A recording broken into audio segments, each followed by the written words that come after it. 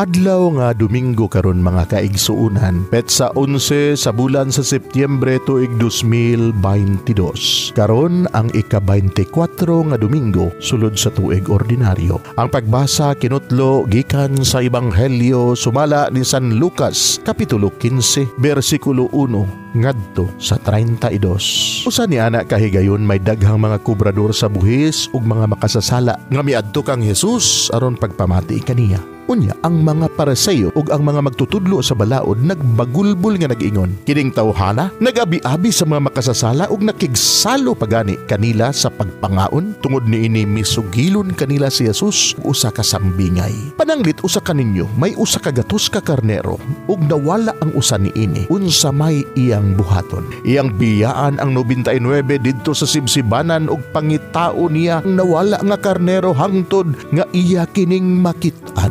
Sa makit-ana niya kini malipay siya pag-ayo og iya kining pas-anon ug dad-on pagbalik ngadto sa ila. Unya iyang dapiton ang iyang mga higala ug mga silingan. Maglipay kita kay akong nakaplagan ang nawala kong karnero. Sultihan ko kamo nga ingon usab niini ang mahitabo. Mas dako ang kalipay didto sa langit tungod sa usa ka makasasala nga naghinulsol kaysa 99 ka tawo nga matarong nga wala magkinahanglan sa paghinulsol. Sa laing bahin, pananglit ang usa ka babay nga may napulo katagsa ka salapi unya kawad-an og usa. Unsa may iyang buhaton. Magdagkot siya og suga ug manilhig sa iyang balay ug iya gayud kining pangitaon hangtod nga makit-an.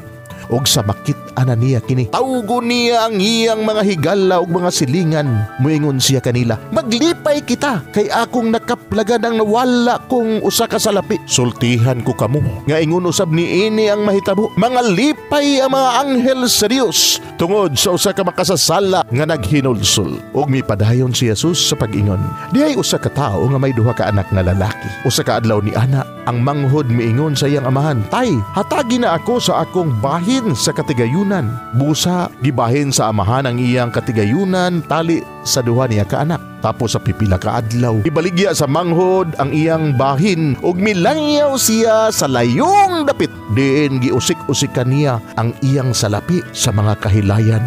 Hangtod nga nahurot ang tanan. Unya miabot ang usa ka dakong gutom niadtong dapita ug nahimo siyang walay nahot. Busa mialagad na lamang siya sa usa sa mga lumulupyo niadtong dapita ug gidala siya ngadto sa uma aron pag-atiman sa mga baboy. Tungod sa kagutom buot na lang unta siyang mukhaon sa bunga sa kahoy nga gilawog ngadto sa mga baboy tungod kay walay mihatag kaniya. Sa katapusan, nakaamgo siya sa dako niyang sayop ug miingon siya, nagsubra ang pagkaon sa mga sinuhulan sa akong amahan samtang ako ania hapit na mamatay sa kagutom. Busa mo pauli ako ngadto sa akong amahan ug sultihan ko siya, tay, nakasala ako sa Dios ug kanimo. Dili na ako angay ilhon nga imong anak. Isipa na lang ako nga usa sa imong mga sulugoon. Busa milakaw siya ug mipauli ngadto sa iyang amahan.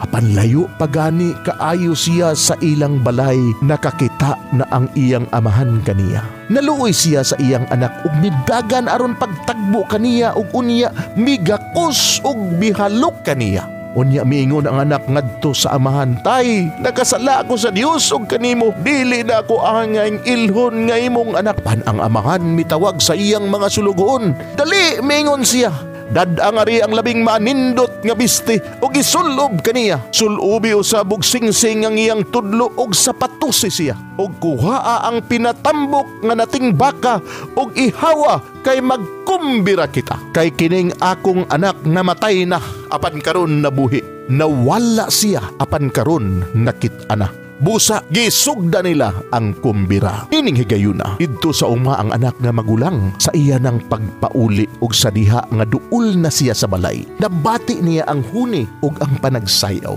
Busa iyang gitawag ang usa sa mga sulugoon o gipangutana, nagunsa man kamo diha? Mitubag ang sulugoon, ang imong manghud mipauli na og gipaihaw sa imong amahan ang pinatambok nga nating baka tungod kay nahiuli man nga maayog lawas ang imong igsuon. Nasuko ang magulang, ug wala mo sulod sa balay. Busa migula ang iyang amahan ug gialam-alaman siya aron mosulod. Apan mitubag siya, "Tay, una-una aragod, sulod sa daghang mga tuig nag-alagad ako kanimo ingon sa usa ka ulipon ug wala gayud ako makasupak sa imong mga sugo.